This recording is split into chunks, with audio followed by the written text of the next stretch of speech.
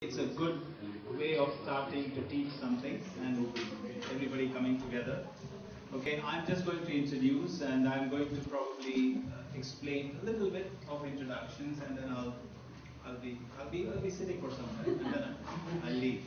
Now the idea is very simple, ladies. I know some of you had many concerns about the subject and we wanted to try something differently.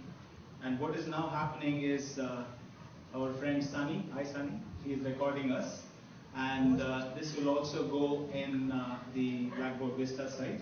So today, if you don't understand something, or if you heard it for the first time and you only got a little bit out of it, you can always listen to it again. You can also listen to it when you find it difficult to fall asleep. I'm not saying financial management is not an interesting course. It is an interesting course. But if you want to learn more, you can always use that. Always ask questions, and if you have any doubts, please ask as we go. Okay? Now the topic, I believe, which they have started already, is about what is called as ratios analysis or financial analysis. Okay? It's called by different names. But the idea is very simple. What is the idea? Anybody can tell me? Why do you do ratio analysis? Because the teachers are asking. Because we have to pass the SWA exam. Yes. Because, well, I'm joking as you know. But the real reason, anybody, yes, I just want to ask a question. Anybody wants to tell me why you do ratios? Answer by percentage to compare like the profit of the company this year and last year. Right. So you are calculating something Yeah. by getting some answers in percentages. Yes, that's good. But it's just they're trying to check if your calculator is working or not by calculating. No. It's a little bit more than that. The growth of the company. You want to know about the growth of the company. Anything else? Future plans. Future plans? Okay, maybe a little bit. It's like budgeting, right? You think about you plan for the Budgeting is a bit. Budgeting is coming from financial statements, but it is not budgeting. Budgeting is slightly different. Okay, if you are an owner of this company, if you are working, if you are running this company, it's your business. You put your money there. You have so many employees working for you. Or if you're a manager of this business, or if you're talking about a big company, not a small dukan, but a big company like you have the Microsoft, Pepsi, Coca-Cola, big companies, where there is no one owner. You know that, right? There is no one owner of Pepsi or Coca-Cola. There are shareholders. You know what shares are, right? So there are shareholders, and when there are owners of these companies, and they want to know how the company is done. Has the company performed well? Is it making profits? Or is it making losses? Are they using the assets? You know what are assets, right? Yes. Building, land, cars, everything. Are they using the assets well? Or are they buying all these assets and just lying and gathering dust? They want to know, because the owners have put the money in the business, right? The owners have put money in the business, so they want to know whether the assets are being used well.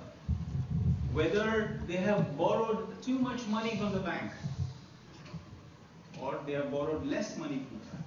And both are problems. Why borrowing too much is a problem? Anybody? They cannot pay. You have to pay the loan back. If you borrow money from the bank for your car, You have to pay. you have to pay every month, right? If you don't pay, what happens?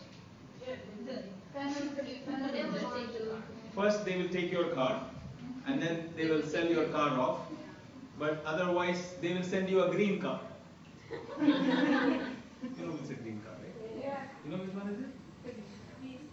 The police green car. So they ask you if you want to make sure that you pay back the loan, you use your assets well, if your cash position is correct, good or not, because you want to pay the salaries, you want to pay everybody. So all these things you will only know when you analyze your financial statements, and you do ratio analysis for that reason. Without ratio analysis, they are just financial statements lying there with some totals, assets, liabilities, owner's equity, or revenue, expenses, and so on. So you need to analyze these statements And that is what you're learning. It's a very important, it is the most important topic in finance. Because if you understand this well, not only for your SWA or for all the exams, but even when you work, you become a manager. You will see this often when you work in your company. So you have to understand this. And you have to make sure that all of these things you understand well. Okay? So, just a couple of more points before I give it over to the teachers. So, as you say, the first step is calculation. In ratio analysis, the first step is calculation. So, to calculate, you should know the formula. I don't know if the exam they will give. Yes, they will be. You will be given the formula. So, of course, they will give you the formula, but they won't come and tell you, look, total assets is here. So, you should know where assets are or where profit is. So, you should know what is the numerator and what is the denominator and where to find them in the income statement and balance sheet. This much you should know. So, first step, calculation. And calculation will get you some marks in the exams.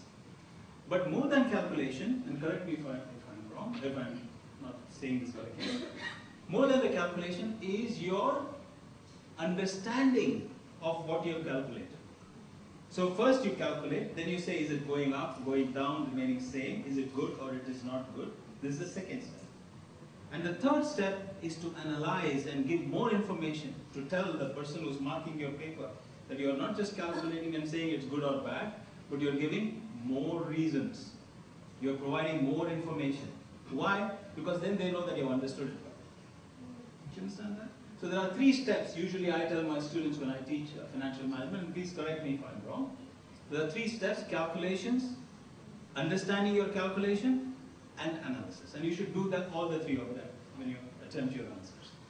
Okay, so with that, I don't want to take too much time because your teachers are here and they will be explaining to you. Already they have started and they have gone up to a point where they have explained up to a point. This is an important topic, that is why we are doing it together. Because this topic has been examined at all levels. I teach sometimes in the MBA program and I teach the same thing.